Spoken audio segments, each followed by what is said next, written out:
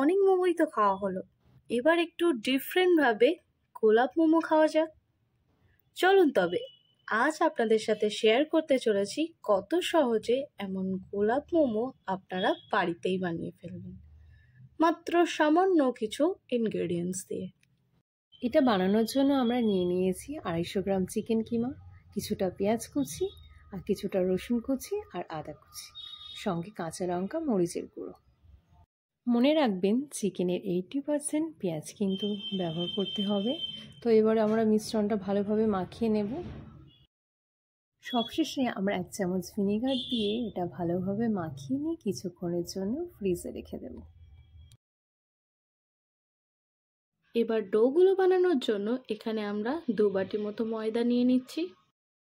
সামান্য একটু লবণ দিয়ে আমরা ময়দাটার সাথে ভালোভাবে মাখিয়ে নেব।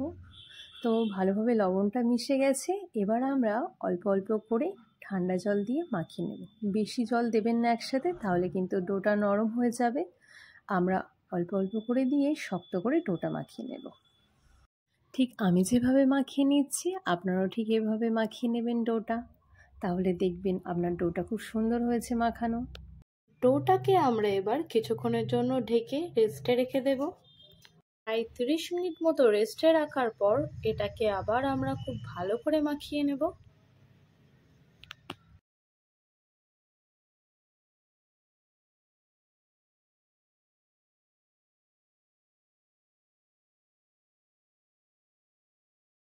ভালো করে মাখিয়ে নেওয়ার পর এবার আমরা লিচিগুলো কেটে নেব একটা ছুরির সাহায্যে।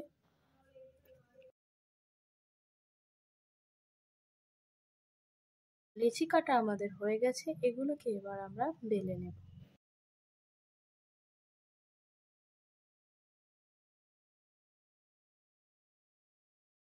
লিচিগুলো আমাদের বেলা হয়ে গেছে, এবার আমরা আসল প্রসেস দেখাবো। তো একটার পর একটা এভাবে আমরা সাজিয়ে দেব। প্রথমে একটা দিয়েছি, তারপর একটা মিডিলে, আর লাস্টেরটা একটু নিচু করে দিয়েছি। মোমোর পুর কিন্তু আমরা মাঝ বরাবর দেব। দেওয়ার পর এটাকে আমরা ফোল্ড করে দেব। খুব ভালোভাবে এখানে কিন্তু খেয়াল রাখবেন, হালকা করে প্রেস করবেন, খুব বেশি জোরে দেবেন না। এবার ধীরে ধীরে আস্তে আস্তে ফোল্ড করবেন, না হলে কিন্তু পুরটা ফেটে বেরিয়ে আসতে পারে।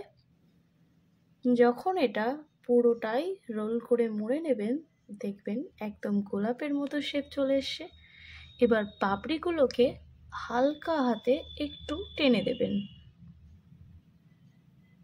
কি লাগছে না একদম গোলাপের মতো? বাকিগুলো ঠিক একই প্রসেসে এরকম ভাবে করে নেবেন। যে পাত্রেতে মোমোটা স্টিম করাতে বসাবেন সেখানে হালকা একটু অয়েল ব্রাশ করে নেবেন, নাহলে কিন্তু মোমোগুলো জড়িয়ে যাবে আর স্টিম হয়ে গেলে তোলার পর ছাড়িয়ে যাবে।